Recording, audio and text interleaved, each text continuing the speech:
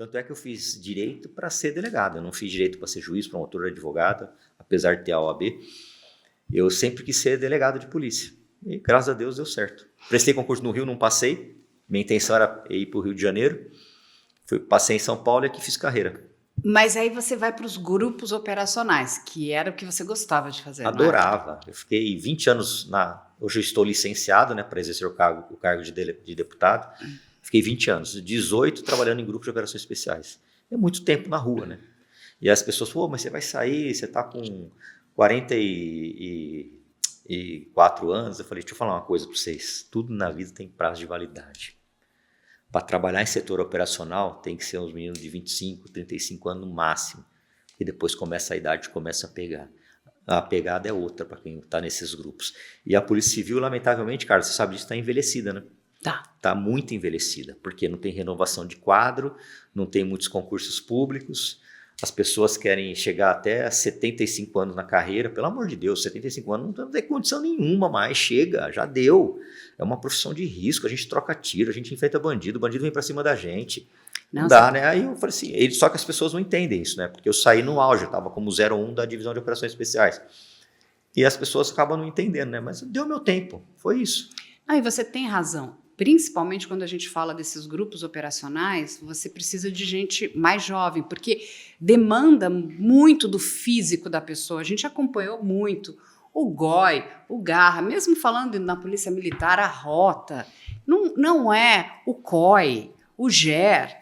Não é um trabalho fácil, é penoso, muitas horas, às vezes, que você, dependendo da ocorrência que você entrar, você não sabe o que vai acontecer. Pode ser uma ocorrência de um sequestro, pode ser um cativeiro, pode ser um problemaço que está ali na frente. E o policial, depois que ele entrou, ele só sai quando termina. Então, se acabar em 5 horas, muito bem. Se a gente não tem horário e não tem hora extra. Demorou 40 e tantas horas. E não tem hora extra não, viu?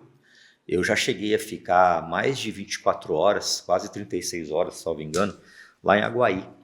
A ocorrência começou na sexta de tarde e foi acabar no sábado de manhã, no sábado à tarde.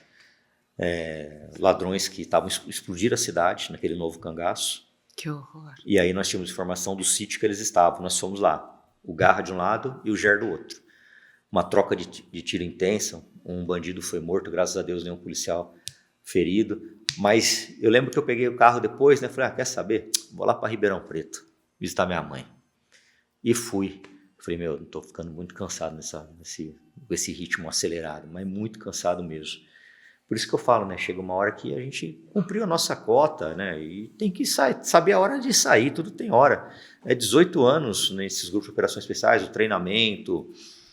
Eu lembro que a gente chegava no GOI e a gente fazia muito trabalho de luta, treinamento de luta.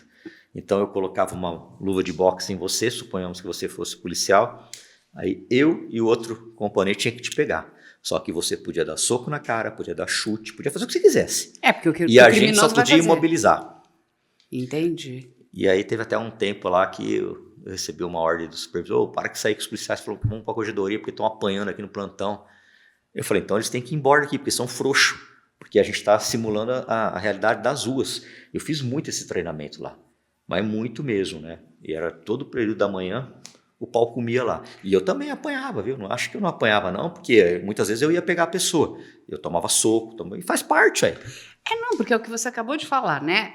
O criminoso, ele não precisa andar na legalidade. A polícia sim. Então você tem que aprender como é que você vai mobilizar uma pessoa que está enfurecida. Exatamente. A gente tinha aula de jiu-jitsu, tinha professores graduados, tinha faixa preta de Muay Thai, de Taekwondo, de judô, de jiu-jitsu. Então, tinha um tatame lá e a gente fazia treinamentos.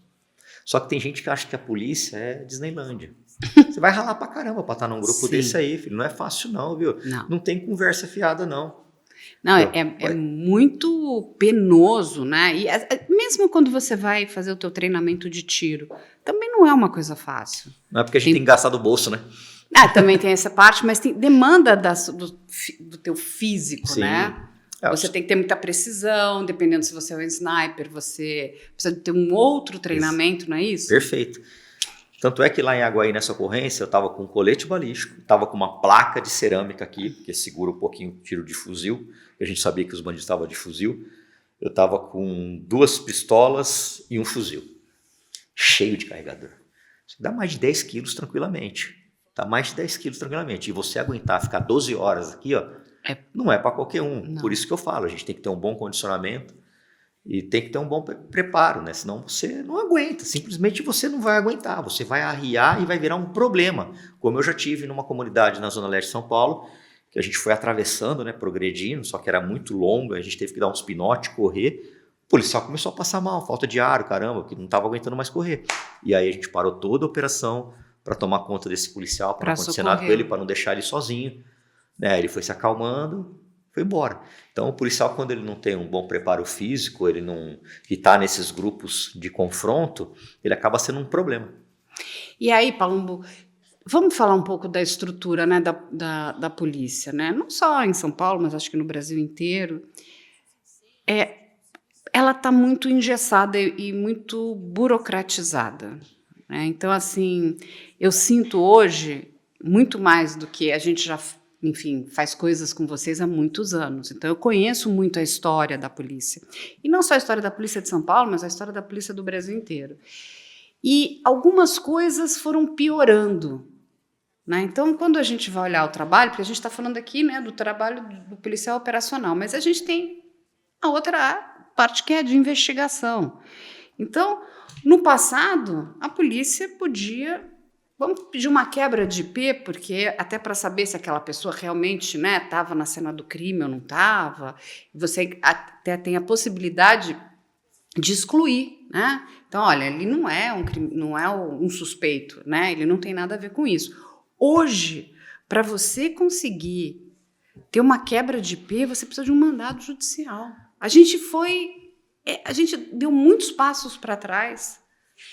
E vai piorar cada vez mais, viu? Jura? Vai piorar. Porque eu não estou vendo investimento dos governos, nem estadual, nem federal. Estou falando a nível Brasil. Se investe muito pouco na Polícia Civil, que é a que faz a investigação, Sim. chega nos bandidos mais perigosos. Por exemplo, essa investigação que nós fomos lá prender essa quadrilha, e foram mais de 10 presos, ela partiu da delegacia de roubo a bancos. Só faz a investigação. Só que como ia ter o confronto, eles chamaram o Garra e o Ger. Isso é a coisa mais normal do mundo. Uma vez eles chamaram a gente, eu lembro que eu estava numa comunidade, Morro do Sabão, que eu tinha sido ameaçado de morte lá, ele mandou um áudio num grupo de ladrão lá, depois vazou para mim, manda o Palumbo subir aqui que eu vou estourar a cabeça dele. Eu ia todo dia na comunidade. Só que eu pegava sempre os mesmos policiais que trabalhavam comigo e falava assim, nós vamos subir esse morro aqui todo dia. Nós vamos falar bom dia, boa tarde e boa noite. Os moradores não têm nada a ver com esse lixo que está aqui. Uhum. Quem que me passou a informação de onde estava? Os próprios moradores. Nós ficamos lá incursionando um tempão, mais de um mês, e não tivemos um problema na corregedoria. E a gente prendeu mais traficante todo dia. Tanto é que eles expulsaram ele da comunidade, porque a gente começou a atrapalhar o tráfico. Uhum. Aí mandaram ele para Heliópolis, para Paraisópolis, nós começamos a ir em Paraisópolis, mandaram de volta e a gente prendeu ele. Então é muito difícil. Quando eu cheguei no GOI, cara, em 2002, e fiquei até 2010 e saí como 01. Eu lembro que a gente tinha mais de 200 policiais. Quando eu entreguei o GOI, tinha 100.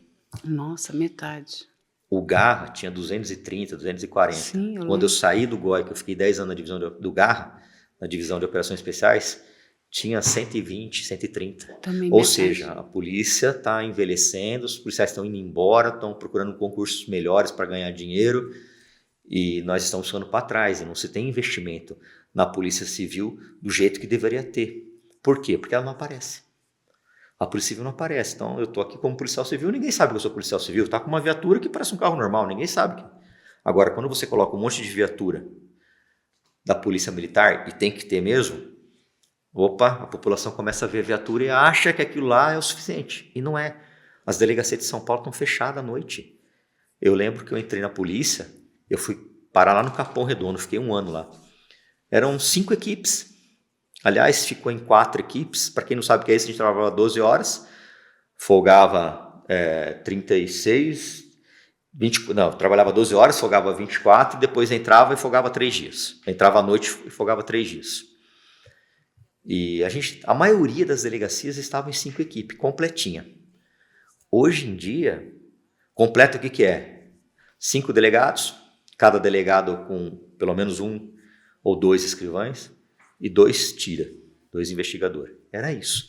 Se você bater nas delegacias hoje à noite, vai aparecer um policial que provavelmente vai falar para você procurar a delegacia no outro dia. E como é que a população vai se sentir segura assim? Então quer dizer que se eu for roubado eu tenho que andar 10 quilômetros para fazer um BO? Se eu for roubado eu tenho que ficar esperando no outro dia? E como né? que a gente resolve isso? Concurso público, investimento em investigação, né? Aqui vai até uma crítica, né? A gente pode observar, olha as viaturas da Polícia Militar e olha as da Civil. Vá numa delegacia e olha as viaturas da Polícia Civil. Tudo capengando. O novo secretário já colocou viaturas novas na rua para a Polícia Militar. E se esqueceu da gente. E como é que vai dar certo isso? Não vai dar certo nunca. Por isso que eu critico ele. Aliás, eu falei para ele na frente do delegado geral, ele estava destruindo a Polícia Civil, estava acabando com a Polícia Civil com as atitudes dele. Ele até ficou meio assim, né? Mas o que eu falo para aqui, nas câmaras, eu falo na minha casa.